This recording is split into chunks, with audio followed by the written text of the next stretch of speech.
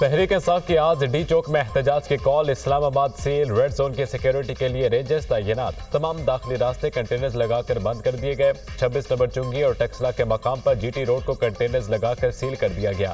Faizabad interchange, IJP double road और Margalla road भी बंद। Rawalpindi metro bus मअतल। संजगानी, Faizabad, due लेवन चौक, गोल्डरा मोड़, फ्लाईओवर और अंडरपास पर कंटेनर्स पहुंचा दिए गए। खैबर पख्तूनख्वा के दाखिली और खारजी रास्ते सील। पेशावर मोटरवे मुख्तलिफ मकामात से बंद। M1 को कटी पहाड़ी से कंटेनर्स लगाकर मुकम्मल तौर पर बंद कर दिया गया। इस्लामाबाद की तरफ जाने वाले तमाम रास्ते सील कर दिए गए। M4 को भी मुकम्मल तौर पर बंद कर दिया गया। इस्लामाबाद के सरकारी और निजी स्कूल बंद रहेंगे। लाहौर के खारजी रास्ते भी सील। पुलिस ने मोटरवे, बाबू साबू इंटरचेंज, ठोकर न्याज बेग और लाहौर सियालकोट मोटरवे पर कंटेनर्स रख दिए।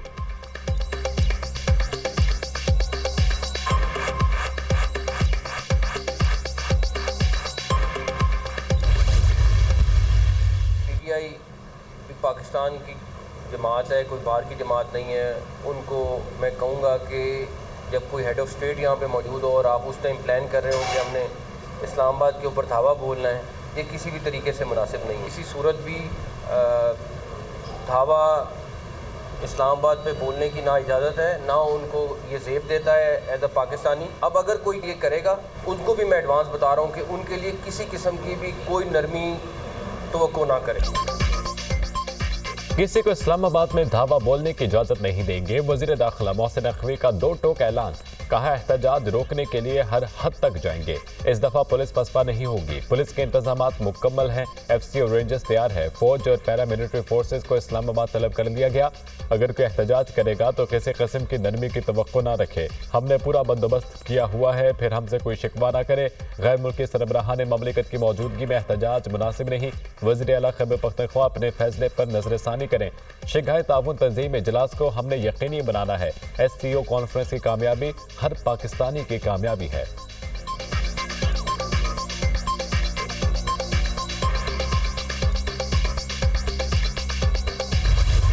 इसराइली फौज की बैरूत एयरपोर्ट के करीब शदीद बमबारी। बंकर में मौजूद हसन नसरुल्लाह के मुमकिन जानशीन हाशिम सफीउद्दीन को निशाना बनाने का दावा। अमरीकी अखबार के मुताबिक हाशिम सफीउद्दीन बंकर में इजलास में शरीक थे। हिजबुल्लाह ने ताहाल हाशिम सफीउद्दीन की शहादत की तस्दीक या तरदीद नहीं की। हिजबुल्लाह आज अपने साबिक सरबराह हसन नसरुल्लाह की तदफीन करेगी। इसराइली मीडिया का दावा। लेबनान सरहद पर इसराइली फौज को शदीद मज़ाहमत का सामना। हिजबुल्लाह का हमलों में 17 इसराइली फौजी जहन्नम वासिल करने का दावा। इसराइली फौजियों को मारून अल-रास गांव में दाखिल होते वक्त निशाना बनाया गया। इसराइली फौज ने अपने एक अफसर की हलाकत की तस्दीक कर दी। शिमाली इसराइल में 1 घंटे में 100 रॉकेट फायर। इसराइली हमलों के बायस 12 लाख शहरी नकल मकानी पर मजबूर। 2000 अफराद लकमे अजल बन गए। इसराइल की मगरबी किनारे में शदीद बमबारी। तलकरी में पनाहगुज़ी कैंप पर बमबारी। हमास रहनुमा समेत 21 फलस्तीनी शहीद, दर्जनों जख्मी।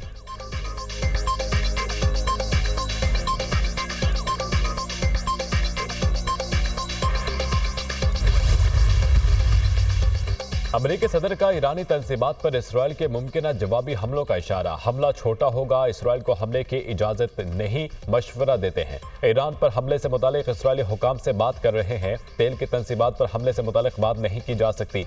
अमरीकी सदर जो बाइडन का बयान। खित्ते में जंग नहीं चाहते, इसराइल को बात रखा जाए लेकिन सब्र का पैमाना लबरेज हो चुका है। ईरान का खतर के जरिए अमेरिका को पैगाम। कहा, किसी भी इसराइली हमले का गैर रवायती जवाब मिलेगा। इस बार इसराइली इंफ्रास्ट्रक्चर को निशाना बना सकते हैं।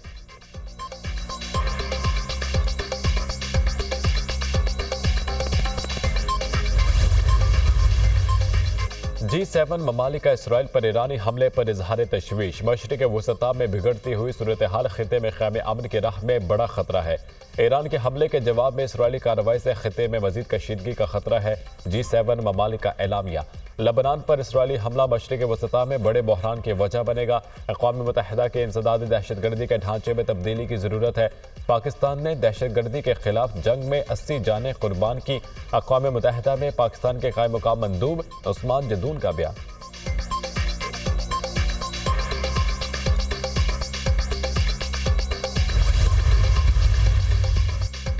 पाकिस्तान और मलेशिया के तजारती ताल्लुकात में नए दौर का आगाज। मुख्तलिफ शोबों में ताउन बढ़ाने पर इतफाक। मलेशिया का हलाल फूड, ग़ज़ाई अशिया और चावल की दरामद बढ़ाने का आज़म।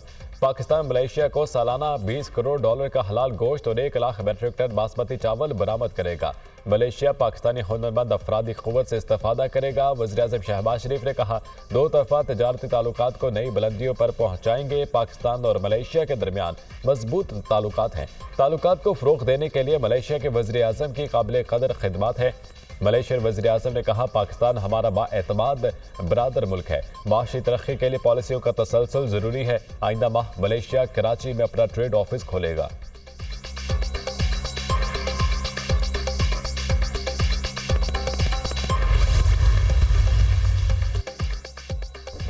Army chief general Asim Munir से मलेशियन वज़ीर-ए-आज़म अनवर इब्राहिम की मुलाकात। दो तरफा ताल्लुकात और बाहमी दिलचस्पी के अमूर पर तबादला ख्याल। इलाकाई सलामती और दिफाई ताउन पर बातचीत। मलेशिया के वज़ीर-ए-आज़म ने दहशतगर्दी के खिलाफ जंग में पाकिस्तानी फौज की पेशा वराना महारत को सराहा। पाक फौज की कुर्बानियों का एतराफ़। ISPR के मुताबिक पाकिस्तान मलेशिया दो तरफा ताल्लुकात बिलखसूस फौजी ताल्लुकात बढ़ाने की ज़रूरत पर जोर दिया गया। अनवर इब्राहिम ने आर्मी चीफ को मलेशिया के दौरे की दावत दी। Army chief general Asim Munir ने दावत पर मलेशियन वज़ीर-ए-आज़म का शुक्रिया अदा किया।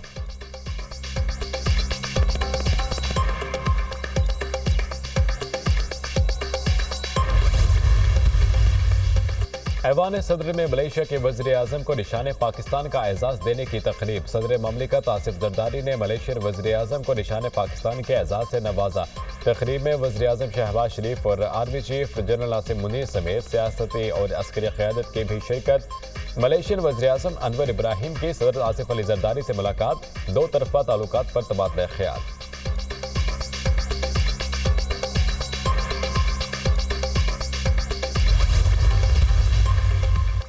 मौलाना फजलुर रहमान को अपोजिशन से एहतजाज न करने का मुतालबा। कहा, SCO कॉन्फ्रेंस तक हम अपने इख्तलाफात भुला दें। सियासी इख्तलाफात को यकजहती में बदलना चाहिए। हुकूमत से अपील है, आईनी तरमीम SCO कॉन्फ्रेंस के अख्ताम तक मौखर कर दे। हमें हैरत है कि आईनी तरमीम के लिए इन्हें किस चीज़ की उजलत है। ये जल्दबाजी हमें कबूल नहीं। हुकूमत इस अंदाज में आईनी तरामीम क्यों मंजूर कराना चाहती है? आईनी तरामीम बिल तफसीलात के साथ इस काबिल नहीं कि इसे मंजूर या सपोर्ट किया जाए। आर्टिकल 63A से मुतालिक अदालत का फैसला कबूल करते हैं। ये फैसला सेल परचेज का जरिया नहीं बनना चाहिए। कोई मैच फिक्सिंग और खरीद फरोख्त नहीं होनी चाहिए।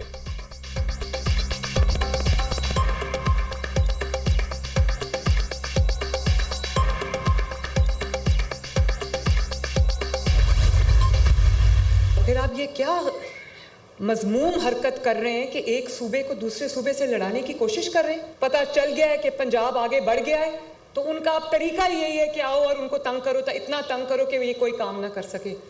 तो किसी भूल में ना रहना। ये दहशतगर्दों को कैसे निमटना है ये अच्छी तरह आता है मरियम नवाज। ज़हनी मफरूज लोगों से काम होता है, ना किसी को करने देते हैं। इनका काम ही जलाओ घेराव है। मुझे फ़र्क नहीं पड़ता। हर रोज़ ड्रामों से अवाम की खिदमत में खलल आता है। पंजाब पर बार बार हमला कर रहे हैं। 20,000 शेल पंजाब पुलिस पर चलाए गए। दूसरे सूबे पर हमला करने के बजाय खैबर पख्तूनख्वा अवाम की खिदमत करें। खैबर पख्तूनख्वा की अवाम का पैसा अपनी सियासत चमकाने के लिए खर्च किया जा रहा है। रेस्क्यू की गाड़ियों को जलसों में लाया जाता है। वज़ीर आला पंजाब मरियम नवाज का तकरीब से खिताब।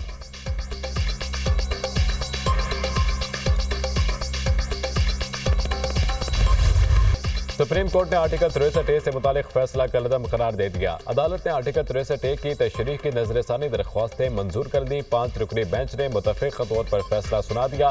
तफसीली फैसला बाद में जारी किया जाएगा। बानी PTI के वकील अली जफर का समात का बाइकॉट।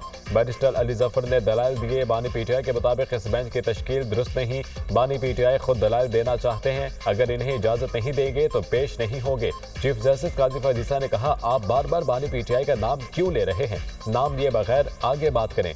बैरिस्टर अली जफर ने कहा, मैं जो बात करना चाह रहा हूं वो आप करने नहीं दे रहे। हुकूमत आपके लिए आईनी तरमीम और जुडिशल पैकेज ला रही है। आज भी अखबार की एक सुर्खी है कि आईनी तरमीम 25 अक्टूबर से कबल लाजमी है। अगर आपने फैसला दिया तो यह हॉर्स ट्रेडिंग की इजाजत होगी। जिस पर जस्टिस काजी फजीसा ने कहा, अब आप हद क्रॉस कर रहे हैं। आप सियासी गुफ्तगू कर रहे हैं ताकि कल सुर्खी लगे। हम आपको तो हीने अदालत का नोटिस कर सकते हैं। ये बहुत बड़ा बयान है। ऐसी बात की इजाजत नहीं देंगे। जस्टिस जमाल मंदुखेल ने इस्तफसार किया, आप कैसे कह सकते हैं कि हम हॉर्स ट्रेडिंग की इजाजत दे रहे हैं?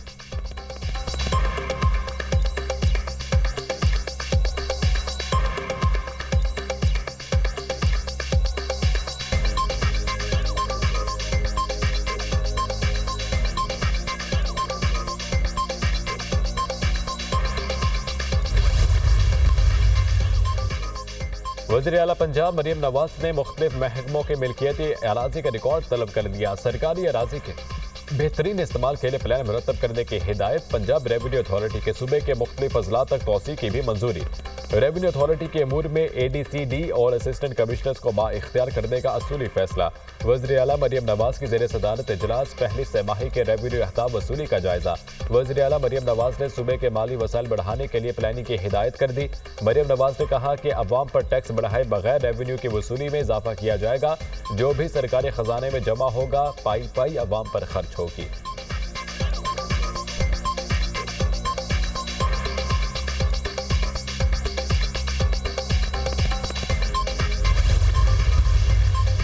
पाकिस्तान के खिलाफ टेस्ट सीरीज इंग्लैंड की टीम आज प्रैक्टिस करेगी। कौमी टीम का मुल्तान में भरपूर प्रैक्टिस सेशन, बैटिंग, बॉलिंग और फील्डिंग की मशकें। खिलाड़ी इंग्लिश टीम के खिलाफ बेहतर कारकर्दगी दिखाने के लिए पुरआज़म। पाक इंग्लैंड सीरीज का पहला टेस्ट 7 अक्टूबर से मुल्तान में खेला जाएगा।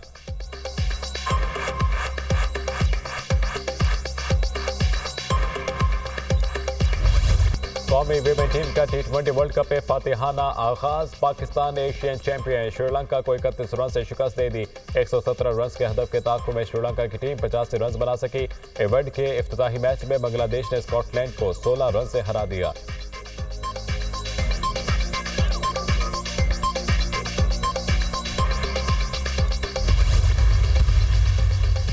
अमेरिका की 400 अहम शख्सियत का डोनाल्ड ट्रंप की हिमायत में खत। बाइडेन और हैरिस ने चीन को खुलकर खेलने का मौका दे दिया। बाइडेन हुकूमत दुनिया को तीसरी जंग के दहाने पर ले आई। सरहदें खोलने के बायस दहशतगर्दों का सैलाब अमेरिका में दाखिल हुआ। खत का मतन।